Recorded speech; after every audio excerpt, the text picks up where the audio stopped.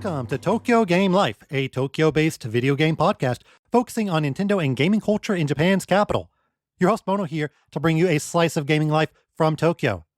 It's peak cherry blossom time here. Honestly, it really never gets old. I do think that the Sakura-flavored food is a bit overrated, though. It doesn't really taste like cherry. I mean, you're really just eating a flower. But if you're not into chowing down on some flowers, there's plenty of games to check out, including the Metroid Prime-inspired first-person grapple-hook-heavy adventure title, Grappin. I'm joined by Tokyo-based developer Ahmin Hafidi to chat about the origin of the game, the joy of grapple hooks, and how some major Nintendo-adjacent artists like James Turner and Takaya Imamura got involved. After that, I'll share some closing thoughts on Kirby's return to Dream Land Deluxe. In the feature, I'm talking about the incredibly unique Dagashiya Game Museum, which houses many electronic and pre-electronic arcade games. These are what people played before video games at small candy shops all over Japan. Let's start by talking to developer Ahmin Hafidi about Grappin, Tokyo Game Life only on the Tokyo Beat Podcast Network.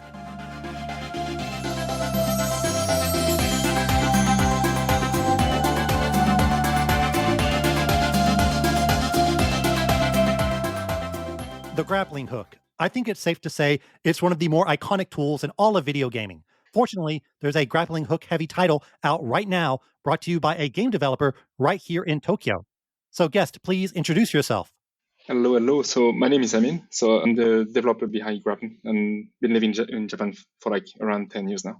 Thank you for having me. Thanks for joining me today. Let's hear the pitch of your game. What is Grappin? Sure. So Grappin is a first-person adventure game on PC. You have a grapple hook called the Grip, which is kind of like an artifact that you have to bring back to the top of the mountain. So that's basically kind of an excuse to have the player going through like a lot of different environments that's going to lead you to the top of the mountain. Let's talk about the origins of the project a bit. How did you come across this idea? Are there any games that directly inspired it? What basically started like this whole project was like, I wanted to make a game with Unreal Engine. That's something I wanted to basically learn Unreal. And I was like, okay, so I'm not a programmer, I'm not a designer. So can I make something? I can basically afford to make something with Unreal. And I always wanted to make a first person game. And as an inspiration, I'm going to quote Metroid Prime, which is like a huge inspiration for me. Yeah, I mean, that's one of the, maybe my top 10 games, like definitely. If I make a first-person adventure game, I don't need like to make a character and everything around it. It's just basically a camera and everything. So that's going to make things easier for me. And same goes with like the mechanic. I was like, okay, so I'm going to make a first-person game, and what kind of mechanic I'm going to try to do. And I don't know why, but like the grapple hook was like something that was kind of easy to make. Like it just the first prototype. So I was like, okay, so I'm going to go for it and see how it goes. And yeah, that's pretty much it, man. I mean, the whole background, like the mountain, everything came way after I finished the gameplay base, basically. I played it at Tokyo Game Dungeon, and the first game I thought of when I was playing it was, yes, Metroid Prime. When I started working on this project, I wanted to have pretty much the same structure of Metroid Prime. You have your first grip, the first grabber hook, then you get another one that has like a different ability, and then you backtrack in the level and you basically discover new segments and everything.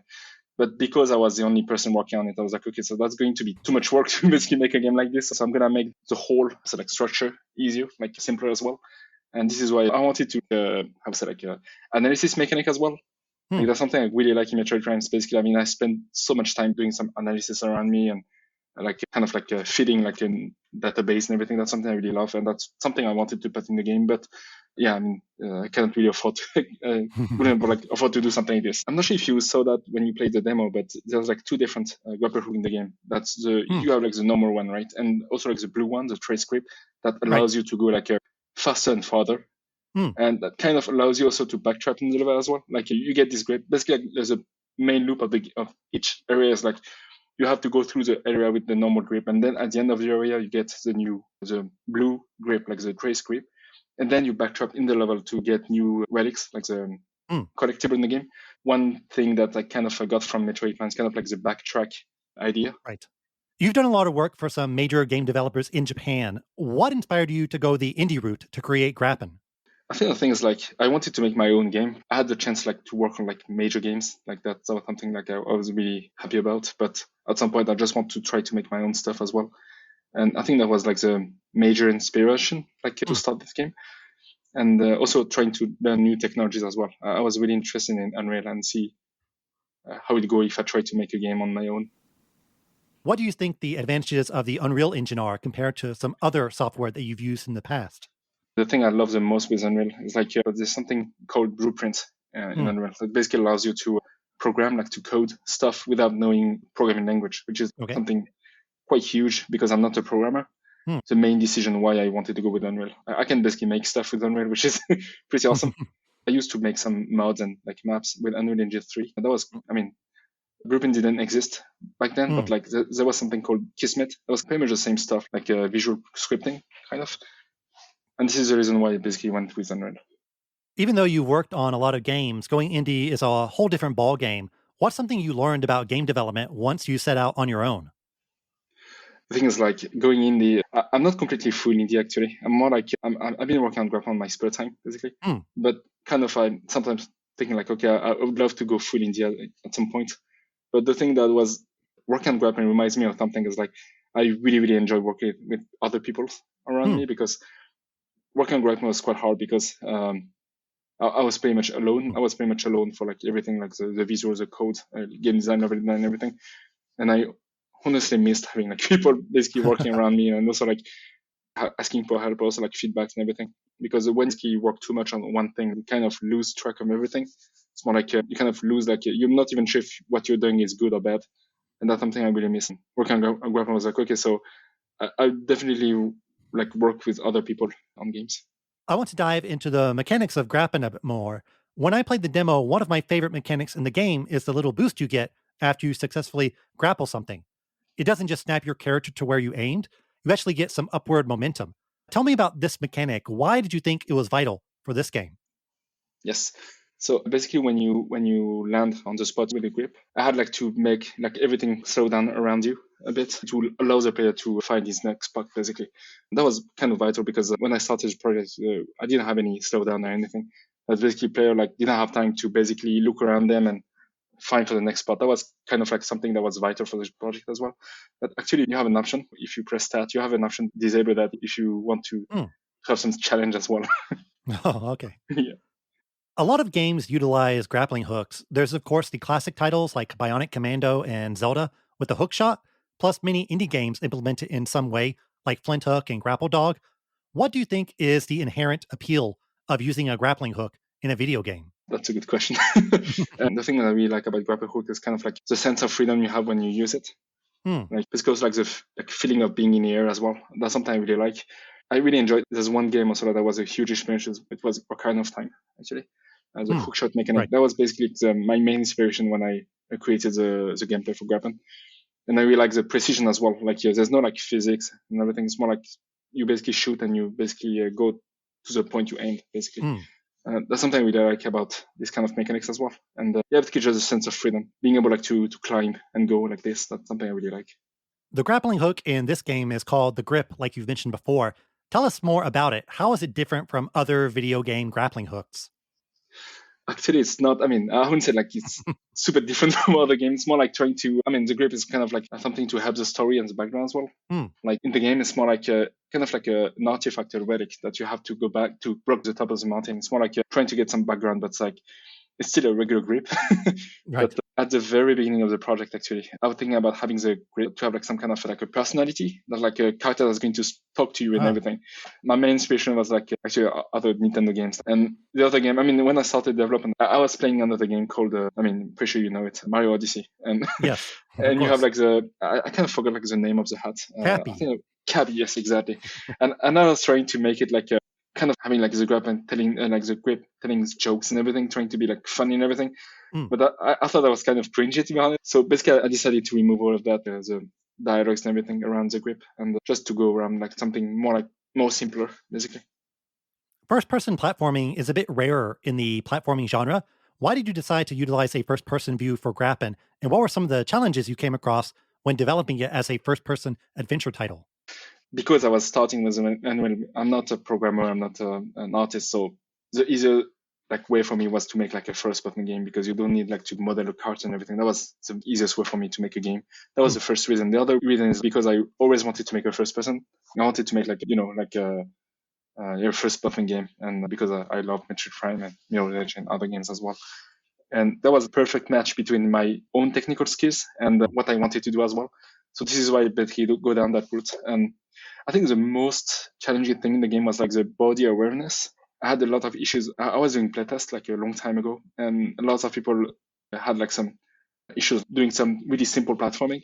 Because when you're first person, you cannot have like a body awareness. I'm not sure if that makes sense. You're not even sure if you have a body, kind of. So Right. it makes everything difficult. So I had to do a lot of tweaks to basically get this right, like tweaking platform segments and so on.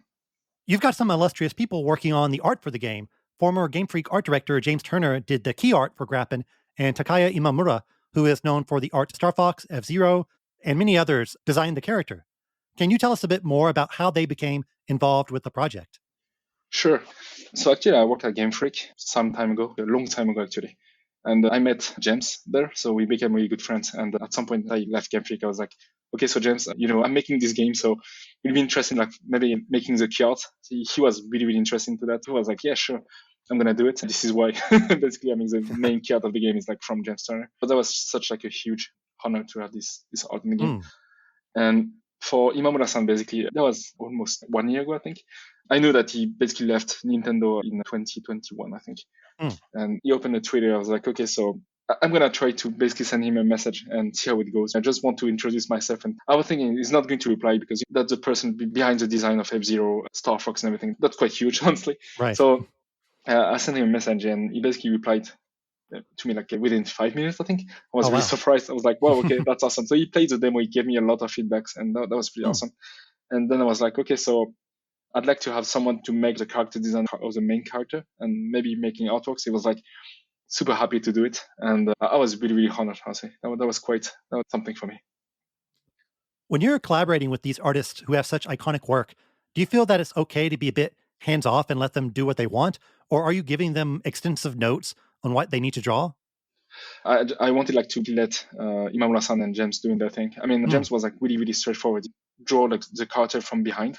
mm, So there was like kind of like a ice climber-ish character. right. The only note I gave him was like, please respect the behind of the character. If you can basically respect that. I mean, I'm good for everything. James already designed a bit of the character, so you have to stay in line with this. And he did an amazing job. So yeah, that's pretty much it. But it's quite huge to work with these kind of people. I don't want Right. to stay in their way. Like I just want to leave them. Okay, so do your thing, basically. Yes. Yeah. Let's talk about the soundtrack. Who did the music for the game and what kind of atmosphere are you hoping to convey with it? Sure. So the soundtrack has been composed by Benoît Malice. Benoît Malice is a French person living in the south of France. Hmm. I know Benoît for like I don't know like more than 10 years now, and we used to work together like on small prototypes and everything. All prototypes that got scratched in the end, but so I mean, Grappin is going to be the first game that we're like releasing together, which is that makes like the game a success in my mind already. Hmm. But I mean, yeah, that really depends on the area. So you have the first like area we have the game is called like the Valley of Trials, like the starting area. That's where like you're going to learn the ropes, basically. No pun intended. We wanted like to give like a unique atmosphere for each area. So for example, like relax. Also like wanted to convey the nature aspect of the area as well. And when there's like other areas in the game as well. You have for example like the lava pit, which is kind Hmm. of like a lava cave kind of, and he wanted the music to be more like action-ish as well, trying to convey like the sense of danger and the pressure as well. And in terms of inspiration, some people actually notice this as well, but you have like a lot of inspiration from Zelda as well, Metroid as well for one area. Right. So that's a lot of like inspiration from Nintendo games that we took from. You've been hitting up indie game events all over Japan and Asia. What has that experience been like? And have you received any interesting feedback from players at these events? That was honestly amazing. I attended like a few events, Beat Summit for one, Tokyo Hmm. Game Dungeon, of course, and also like Busan Connect in Korea. And among other ones. That was amazing. I'm so grateful for being able to attend these events, get some feedback from the game. And the thing I really liked about these events, like each time I managed to get new friends, like a new developer friends as well, which is pretty good. Trying to build a community around the game and trying to get involved in the scene a bit more as well. Hmm. That was really good because even if it doesn't help like the promotional aspect of the game, um, kind of like allows me like to get feedback basically from people. What I like to do is watching the player playing the game, and after the player is done with the game, I like to have like a quick chat with the player, like, so you like the game? Is it like something you didn't like about the Hmm. game? This really helps me like basically like making the game better. Right now, the game is currently on Steam and playable on the Steam Deck. Are there any plans to bring it to more consoles in the future? That's a good question, but there's something in the background. I'm just going to say that, but there's a plan, so I'm not sure that's going to go well or that's going to happen at all, but I'm thinking about it. Okay, closing question. Now that you've created a completely original franchise and character for video games, there is a non 0% chance that Grappin could appear in Super Smash Bros. In some way.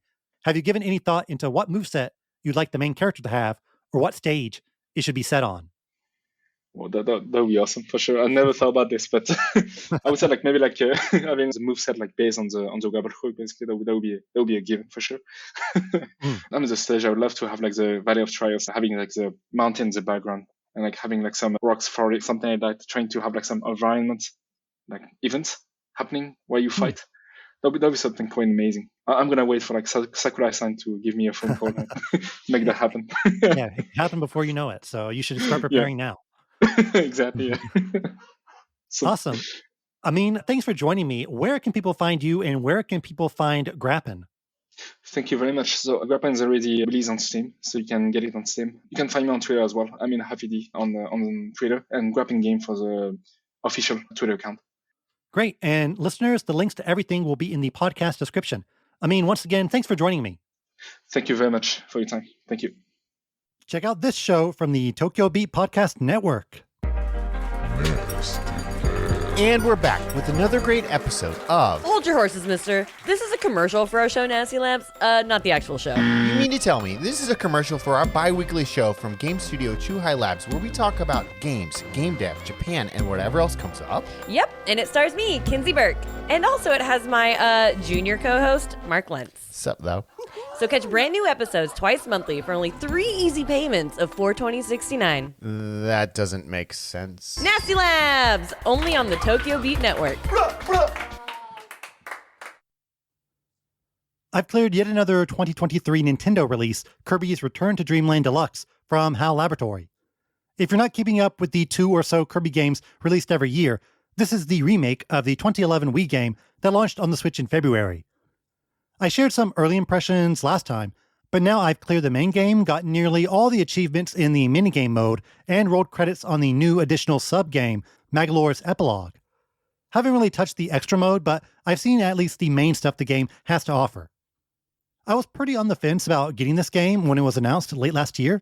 I just thought, oh, that's nice, but having never played the original, I didn't really feel any need to jump in.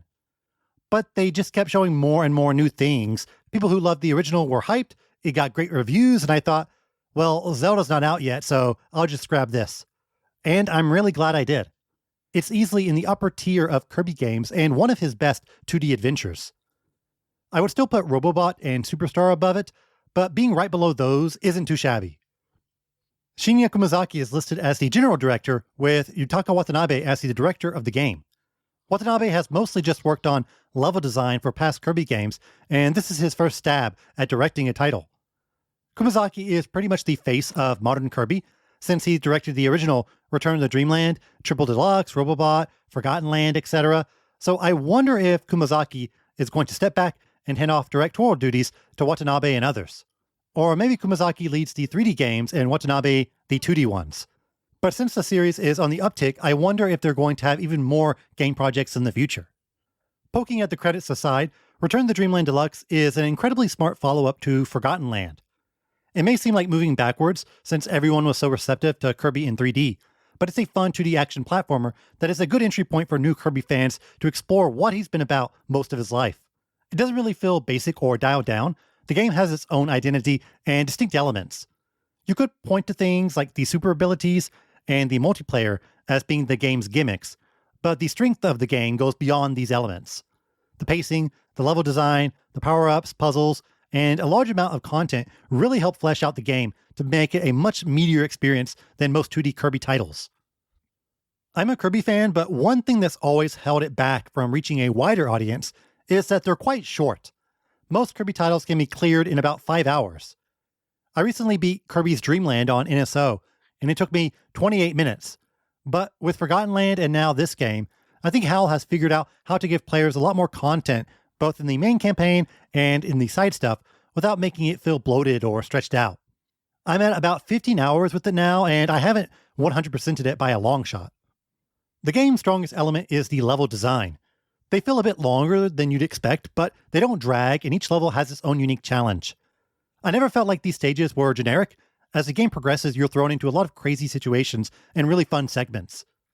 I like the ones where you were given the high jump power, so you had to Superman your way straight up while dodging enemies and finding secret areas. There's some power-specific segments like skating across lava with ice powers or sliding down a bunch of ramps with a rock. Sometimes these are reused, but there's always some new spin on it. It definitely feels like a bit closer to Mario in design, where each level has its own central idea and you see it built upon throughout the course. The super abilities are all great, a basic pick, but I love the sword since you can slice up the terrain to create new areas. The ice one is also really good because you turn into a giant snowball and have Kirby ramp over things. All of these segments are followed by, I don't know how to describe these, like dimensional portal segments. You're thrown into a level with an advancing wall that will crush you, and you've got to navigate the area with no powers. So many of these are really creative in how they utilize Kirby's innate abilities. A lot of inhaling and blowing out stars, but they're used in ways you normally don't see in a typical Kirby stage. It's fun to sort of depower Kirby and see how he fares. All the levels have such a good rhythm to them. You've got the main idea of the stage, then every now and then they will throw in some super abilities, the dimensional portal area, a boss, and so on. The game keeps its levels fresh. Is it still incredibly easy? Yes. You'll rack up 50 lives in no time, and probably die maybe 5 times total, if that. But difficulty is not the point of Kirby. It's all about creativity, relishing the use of Kirby's powers, and the spectacle. I always say this, but Kirby games are action titles, not traditional platformers. A major hook for this game is the 4-player mode, but honestly, I played it all solo. Yet, I think that further emphasizes just how good this game is. It doesn't really need to be played with others to have fun. The levels are made for solo players and everyone else is just a fun addition.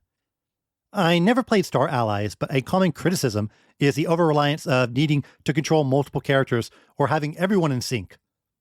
Here the multiplayer just seems like a fun addition and not something like the game is built upon, so don't worry solo players.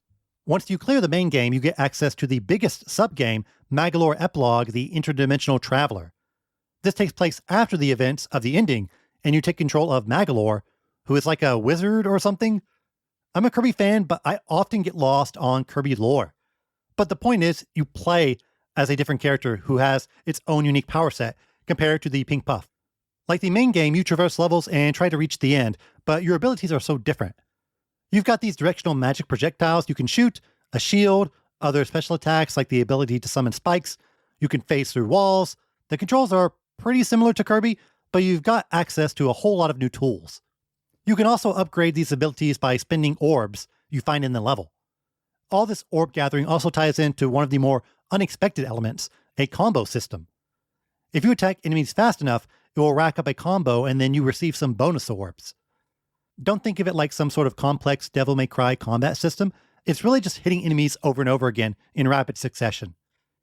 It does get fun though once you buff up to have more abilities and make the combo timer a bit more lax. I've strung up 50 hit combos before, and the levels are often designed to be frantic and fast-paced, so you are always in a position to boost your score. Since there are no real puzzles or hidden collectibles, the level here definitely feels a bit more frantic and combat-heavy. You couldn't just slap Kirby in here. They're all built around Magolor's toolset. This mode is an unexpected yet excellent new addition. We've seen some stuff where you can play through the game again as Meta Knight, but it's way more extensive than you'd expect for post-game content. Unique stages, unique mechanics, unique enemies, and the final boss is appropriately epic. Some true cosmic horror stuff here. Even though there's no collectibles in this mode, you can still 100% it by getting the highest ranking on each stage, which I do believe unlocks something, so go for it. Like Metroid, Kirby is a game that you get the most out of by 100%ing it. And of course there are minigames in the Merry Mago Land portion of the game. This is easily the best minigame collection for a Kirby game, and honestly, maybe for a game in general. It's the greatest hits of over 30 years of Kirby minigames. It has both Checkerboard Chase and Samurai Kirby, which are in the running for the greatest minigame ever. Both are incredibly faithful to their original versions. Checkerboard Chase certainly feels different since you have more accurate control of your character compared to the N64 version. There's a lot more threading the needle and narrow escapes as opposed to the N64 game, which locked your position in a bit more.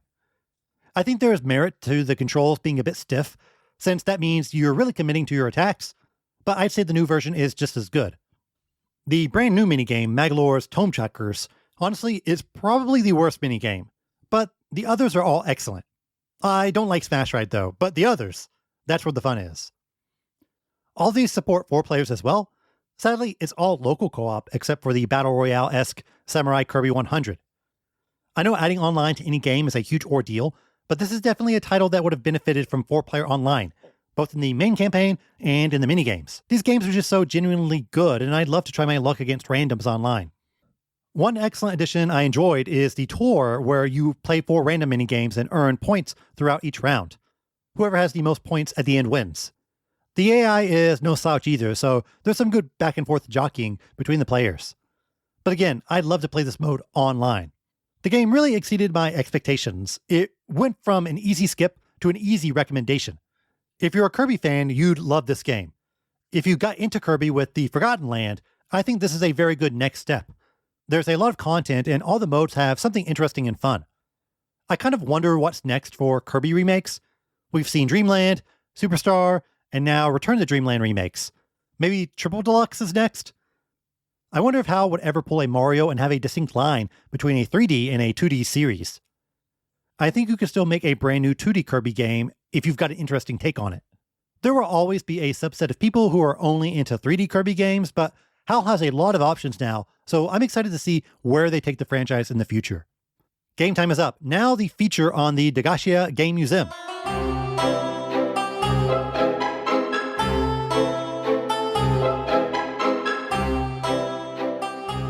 This episode's feature is about the Dagashiya Game Museum in Tokyo, a mini-museum/arcade dedicated to electronic and pre-electronic arcade games. Think video games before video games. I recently wrote about it on Time Extension, but I promised not to just read my article verbatim here. There's always podcast-exclusive content for my loyal listeners. I may have mentioned it before on the podcast, but it refers to an old-school candy store, mostly from the Showa era, aka early 20th century to the late 1980s. These were small, crowded shops that kids would often visit after school. It sold a lot of cheap, sugary candy for about 10 yen or so. It's an iconic element of Showa-era nostalgia. They don't really exist anymore, as most were replaced by the ever-present convenience store, but there are some places that mimic the atmosphere of an old-school Dagashiya. The top floor of Super Potato in Akihabara actually has a shop set up just like one, which is probably the #1 Dagashiya visited by tourists, believe it or not. Shockingly, I did not grow up in Japan in the Showa era, so the nostalgia is a bit lost on me, but I absolutely see its appeal. You're in the Japanese countryside, there's a small shop inside a traditional building, you're a kid with 30 yen, you buy some candy and chat with your friends, the shop is run by an old man, there's cicada singing, there's probably a million Japanese TV shows where there's some flashback to kids hanging out at a Dagashiya without a care in the world. Now, you can only sell so much candy, so how else can these stores sap the wallets of elementary school children? Games, of course. Many Dagashiya had arcade games in them, likely only 1 or 2, and these were small, compact machines that could fit in such a narrow space. There's a term in Japan called Dagashiya Cab, referring to a custom-built arcade cabinet that is much smaller than normal and has no decoration on the sides. These were custom built so they could easily fit into the corner of a candy shop. However, Dagashiya games go way beyond just unique arcade cabinets. There are many arcade games that predate video games, or were developed alongside them, yet aren't video games as we know them. Many of them were analog, think some variation of pinball, or just had flashing lights that players could manipulate. The games you'd find in a Dagashiya aren't exactly the same titles you'd stumble across in a Sega arcade, for example. Now that we've got a bit of backstory, let's look at the actual museum. It was founded in 2009 by software developer Akihito Kishi. He was concerned that the games of his youth were disappearing, so he set out to create a space for them to be preserved and appreciated. He has dozens of machines in the store, and even more in storage, and he even rents them out for TV and movies. The Dagashiya Game Museum is located in Itabashi Ward in northern Tokyo. I'm trying to think of what Itabashi is famous for, but I'm really drawing a blank. They have a fireworks festival every year that I believe is pretty popular. Pretty much every city or area in Tokyo has at least a fireworks festival or some sort of shrine that makes it worth visiting. But most people don't stumble into Itabashi. The museum isn't too far away from the station, and you'll be walking down a traditional Japanese Shotengai shopping street before you arrive at your destination. The outside is very nondescript. The only thing possibly giving away that games are inside are some ancient gashapon machines outside the shop. Even the signboard for the museum is very old school. It's just a piece of lacquered wood with a name written on it in ink. It's also right across the street from a shrine, so it definitely feels like the perfect place to do a bit of time traveling. You buy a ticket from a vending machine outside the museum. Entry is 300 yen, but once you give your ticket to Mr. Kishi, you get a cup filled with tokens or medals. Some machines take yen, but others take these medals. So the museum is not just a walk around and look type of place, but one where you can actually interact with all the machines. It really feels more like an arcade, since information on each machine is non-existent. You're there to play and learn through playing. I do wish there was like a plaque or something about each machine explaining its history, but maybe there's not enough space and these things get moved around often. Since you're given free tokens, you'll likely be drawn to the metal games in the back of the shop where you can play for quote-unquote free. Now, the point of metal games is to get more medals. You can exchange these for prizes back in the day, but at the museum there's nothing to gain, so don't feel bad about blowing through all your medals. Most of the metal games revolve around betting, so a lot of pure luck is involved. Despite the player input being minimal, many of these machines are incredibly unique in design. There is G-Circuit from 1977. Yes, 1977. The cab is a big board with different cars and positions laid out, and after placing your bet, the lights on the board flash to show who won. There is some strategy to this game, like some cars are faster but you win less coins. You can also bet on which car gets which position, so it's way more than just a win-lose type of situation. There's a lot of these electronic flashing lights type of games. It's interesting to see how they convey movement and changes in the scenario solely through just lighting up characters on the board. Another metal game is Kame-san Usagi-san, or The Tortoise and the Hare. Here you pick a winner, the tortoise or the hare. Now, I know you may be leaning towards the tortoise here, but realistically I think it's 50-50 in the game. The machine has a sign panel with the tortoise on one side and the hare on the other, and after you place your bet, it rapidly spins. When you stop the machine, it will then flip to the winner. I really love machines that have some sort of analog component to it. I was genuinely impressed by how fast the sign spun around. It looked like it was just going to fly out of the machine. For Nintendo fans, there's one metal game that will catch your eye, Mario Roulette. Yes, our good friend Mario makes an appearance in the museum. This is a 1991 arcade game developed by Konami of all people. As you can guess, it's a roulette game. Some blocks with different power-ups spin around and you try to match 3. That's it. That's the game. Not a whole lot going on here in terms of gameplay, but it does use these Super Mario World graphics, and the cabinet has some Mario art I've never seen before. I've been to my fair share of retro arcades in Tokyo, yet I've never encountered this machine. The Dagashiya Game Museum is just filled with lots of cabs you can only find here. There's a takoyaki plinko type of machine, one where you play an electronic version of rock, paper, scissors. There are just so many weird input methods or doodads attached to these cabs that make them interesting, despite the gameplay being kind of shallow. If you've blown through all your medals, you can try your hand at games that do take your hard-earned yen. Fortunately, many of these games are incredibly cheap, only about 10 yen per play. Even if you lose in 5 seconds, I think it's absolutely worth trying them out just to get a feel of how they played. Some of these machines have collabs with other IPs like Astro Boy and even Disney. The one I played the most was a Gundam game from Konami. Yes, Konami appeared yet again. This is a machine from 1982 and has an even older Konami logo right on the cab. It's basically an electronic board game where you and the enemy Zaku are trying to reach the end. You roll a dice by pressing a button, and that determines whether you or the enemy moves and how many spaces. Again, the gameplay leaves a lot to be desired. You're really just pressing a button over and over again. But the sound effects, the art, the vibrant colors, I can see this being a bit mind-blowing to a hardcore Gundam fan in the early 1980s. One flashing light game I really enjoyed is called Yamanobori, or Mountain Climbing. It originally came out in 1981, but it was so popular that it got a re-release with LED lights in 2011. I believe this is probably one of the more iconic Dagashiya games. Basically, you're trying to hike up a mountain, but it's filled with obstacles displayed via flashing red lights. You press a button to navigate your light across the board, dodging the red lights. It seems very simple, and it is, but it requires some excellent timing and planning to succeed. When you just barely dodge 5 snakes in a row or cross a collapsing bridge, it's actually quite exciting. This is something that I think a lot of speedrunners would like, believe it or not. If you're not into lights, there are more analog games to try out. The Disney one is what I can only describe as some sort of elaborate pinball machine. There are these pins all around the board, and then you throw a steel ball via a lever to the next area.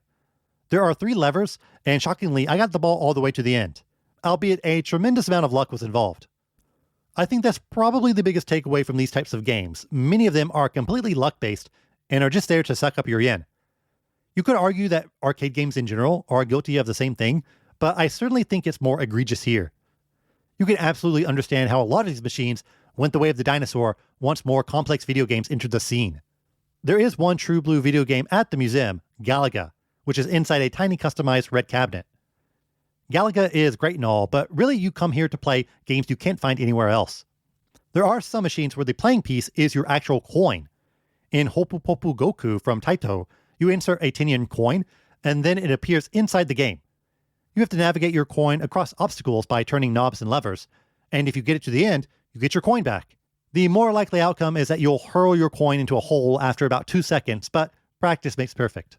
When I visited the arcade on a breezy Saturday afternoon, I was wondering if I would be the only patron. But surprisingly, there were about a half dozen or so people there, both kids and adults. The Dagashiya Game Museum definitely offers an experience you can't find anywhere else in Tokyo. So it attracts a lot of people who are either A, nostalgic for this era, or B, curious about these oddities. I assume most patrons are going to fall into the B camp, and that shows the strengths of these unique machines. There's really nothing like them today. If you're into gaming history, you'll certainly marvel at all these old Konami and Taito machines that are in great condition. And you probably won't see people writing extensively about these cabs in English. If you're not in Tokyo, the owner of the shop does have a YouTube channel where he plays the games, so you can get a feel of what they actually look like. If you're a tourist in Tokyo, this shop is pretty out of the way to just swing by. But if you're a hardcore retro gamer or interested in video game or arcade history, I'd say it's certainly a must visit. You could probably spend 30 minutes to an hour there or more depending on how into the games you get. The museum also sells a lot of cheap candy and ramen, so you can also partake in the other Dagashiya aspects if you so choose. If you do pop by there and you're hungry, Itabashi has a pretty good Okinawa restaurant close to the station. Sorry, I totally forgot the name, just look for the signs of Okinawa food outside the restaurant. That's it for the feature. Now for the news.